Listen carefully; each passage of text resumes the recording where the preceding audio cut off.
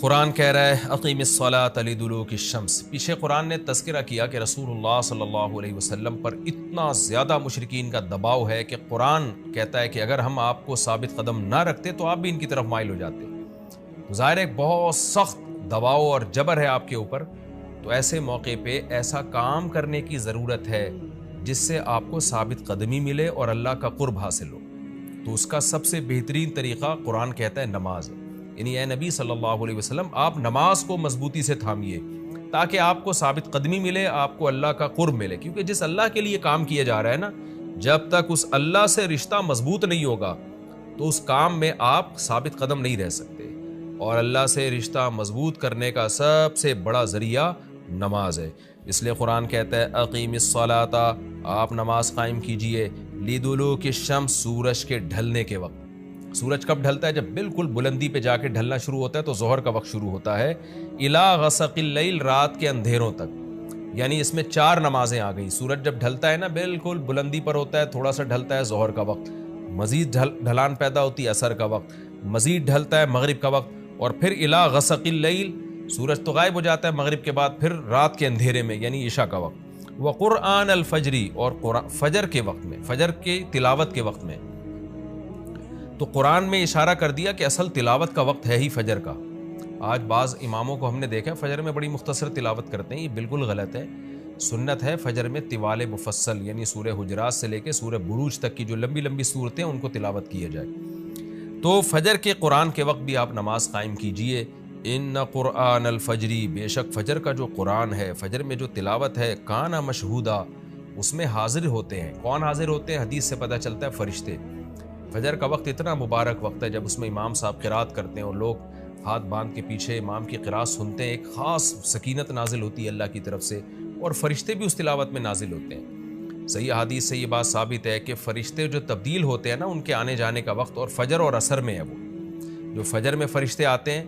انسان کی حفاظت کے لیے، لہو معقبات من بین یدیہ ومن خلفہ یحفظونہ من امر اللہ، بہت ساری مخلوق اس کائنات میں ایسی ہے جہاں تک سائنس نہیں پہنچی، اور ہو سکتا ہے قیامت تک پہنچ ہی نہ سکے، وہ انسان کی عقل سے بالاتر ہے وہ مخلوق، اور یہ بھی ممکن ہے پہنچ جائے سائنس ترقی کر کے۔ وہ مخلوق انسان کو نقصان پہنچانے کی کوشش کرتی ہے، تو اس مخلوق سے بچانے کے لیے، جن میں جنات ہیں سر فہرست، ان سے بچانے کے لیے اللہ نے فرشتوں کا انتظام کیا ہے۔ تو حدیث میں آتا ہے صبح و شام، قرآن سے بھی یہ بات ثابت ہے، صبح و شام فرشتوں کی باریاں چینج ہوتی ہیں اور وہ ہماری حفاظت کے لیے اللہ کی طرف سے متعین ہوتے ہیں۔ تو ان کی جو حاضری ہے ان فرشتوں کی، وہ فجر کے وقت میں ہوتی ہے، اور یہ بھی حدیث سے ثابت ہے کہ بہت سے فرشتے صرف تلاوت سننے کے لیے زمین پہ اترتے ہیں۔ تہجد کے بارے میں حدیث میں آتا ہے کہ جب کوئی شخص تہجد میں قرآن کی تلاوت کرتا ہے تو فرشتے آنا شروع ہوتے ہیں، اور اس کے جو ہے نا لبوں پہ اپنے منہ کو رکھ لیتے ہیں اس کی تلاوت کو چکھنے کے لیے۔ اتنا فرشتوں کو لطف محسوس ہوتا ہے تہجد کی تلاوت میں، اور پھر وہ تانتا بناتے بناتے جو ہے نا ایک دوسرے پہ سوار ہوتے ہوتے آسمان کی بلندیوں تک پہنچ جاتے ہیں۔ تو فجر کی نماز میں بھی یہ فضیلت ہے۔ تو آگے اللہ فرماتے ہیں کہ اللہ نے فجر کی نماز کی فضیلت کو بیان کیا، آگے اللہ فرماتے ہیں وَمِنَ اللَّيْلِ، یہ تو 5 نمازیں ہو گئیں، یہ تو ساری امت پہ فرض ہیں، لیکن رات کے کچھ حصے میں فَتَہَجَّدْ بِهِ کا مطلب اس حصے میں آپ نے تہجد پڑھنی ہے، نافلۃ لک، اے محمد صلی اللہ علیہ وسلم، یہ آپ کے لیے اضافہ ہے۔ کیا مطلب؟ یا تو نبی صلی اللہ علیہ وسلم پہ 6 نمازیں فرض تھیں، یعنی 5 فرض کے علاوہ تہجد بھی فرض تھی، تو اس لیے قرآن نے کہہ دیا کہ امت پہ تو 5 فرض ہیں نافلۃ لک، لیکن یہ تہجد آپ کے لیے اضافی ہے، یعنی آپ پر 6 نمازیں فرض ہیں۔ ایک مطلب تو یہ بھی ہو سکتا ہے، اور جو علماء اس کے قائل ہیں کہ نہیں نبی پر تہجد فرض نہیں تھی، تو ان کے نزدیک اس آیت کی تفسیر یہ ہوگی کہ یہ آپ کے لیے ایک اضافہ ہے اللہ کے قرب حاصل کرنے کا، یعنی 5 نمازیں تو پڑھنی ہی پڑھنی ہیں، لیکن آپ اللہ کے قرب کے لیے ایک اضافی چیز بھی آپ کو دی جا رہی ہے تاکہ آپ کے درجات اور زیادہ بلند ہو۔ تو ایسی صورت میں یہ صرف نبی کے ساتھ خاص نہیں ہے، کیونکہ خطاب نبی سے چل رہا ہے، اس لیے اللہ نے کہہ دیا آپ کے لیے اضافہ، ورنہ حقیقت میں پوری امت کے لیے یہ اضافہ ہے۔ آگے اللہ فرماتے ہیں عسیٰ ان یبعثک ربک،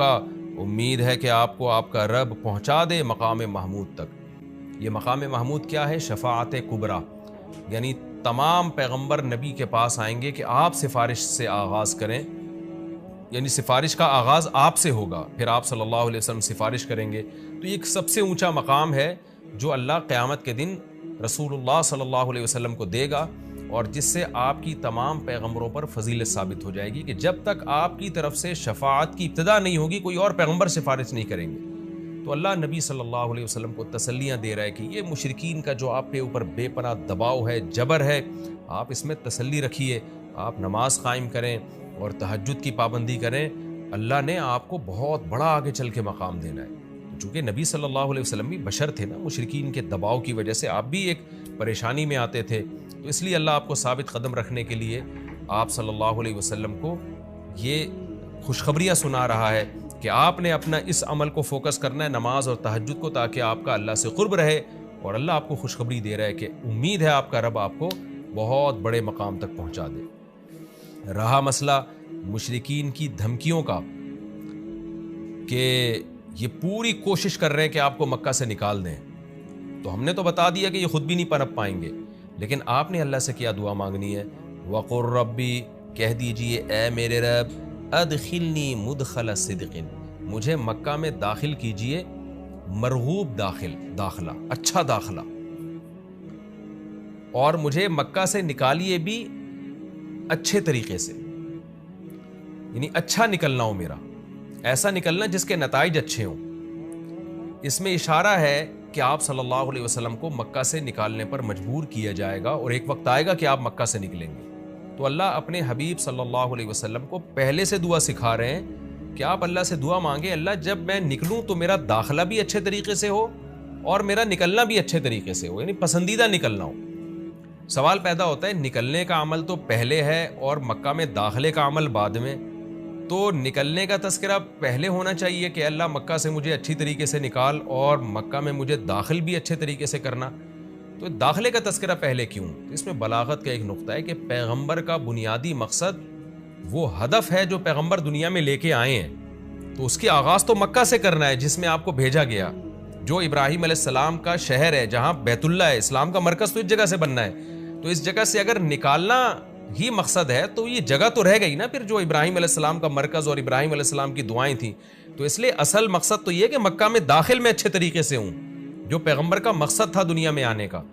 مکہ فتح کر کے داخل ہوں، یہاں مجھے غلبہ ملے، اور یہاں میرا جب داخلہ ہو تو ایسا داخلہ جس کو میں پسند کروں۔ یہ جو ابھی میں مکہ میں کہیں سفر سے جا کے واپس آتا ہوں، یہ داخلہ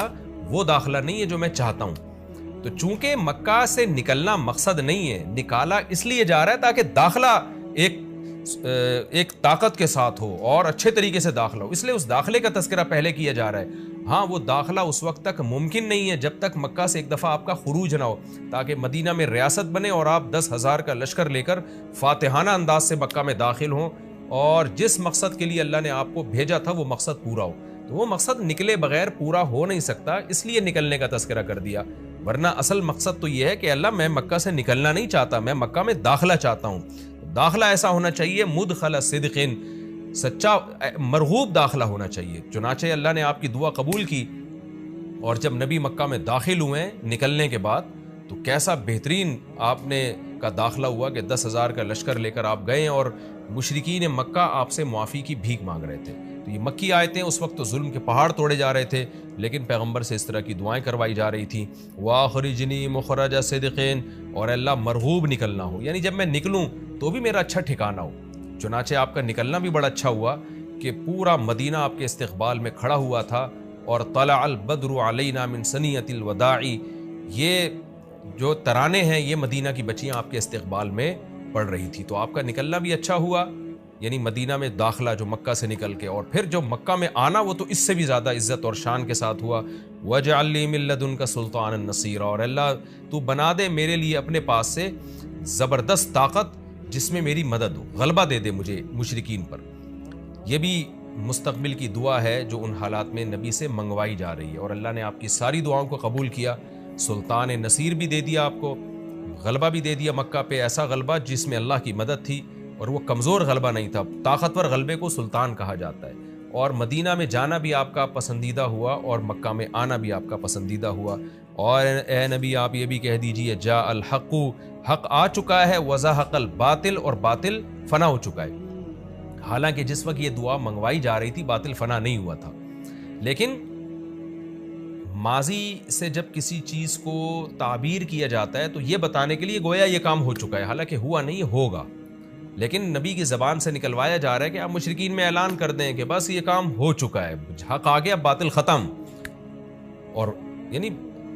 ہوگا تو فیوچر میں، لیکن گویا ابھی ہو چکا ہے، اتنا یقینی ہے کہ میں تمہیں اس کی پہلے سے خبر دے چکا ہوں کہ باطل اب پنپنے نہیں پائے گا کیونکہ حق اب آ چکا ہے۔ ان الباطل کان زہوقا، اور باطل تو ہے ہی فنا ہونے والی چیز، جب حق آتا ہے تو باطل فنا ہو جاتا ہے۔ نبی صلی اللہ علیہ وسلم جب مکہ مکرمہ میں داخل ہوئے نا تو آپ بتوں کو چھڑیوں سے گراتے تھے، چھڑی سے مکہ میں داخل ہو کے 360 بت کو ایک ایک کر کے چھڑی مارتے تھے اور وہ بت الٹے لڑکتے تھے، تو آپ اس موقع پر یہ آیت پڑھ رہے تھے کہ جاء الحق وزهق الباطل ان الباطل کان زہوقا۔ کیا کیفیات بنتی ہوں گی صحابہ کی اور پیغمبر کی اس وقت کہ جو خوشخبری ان کو 13 سال پہلے دی گئی تھی،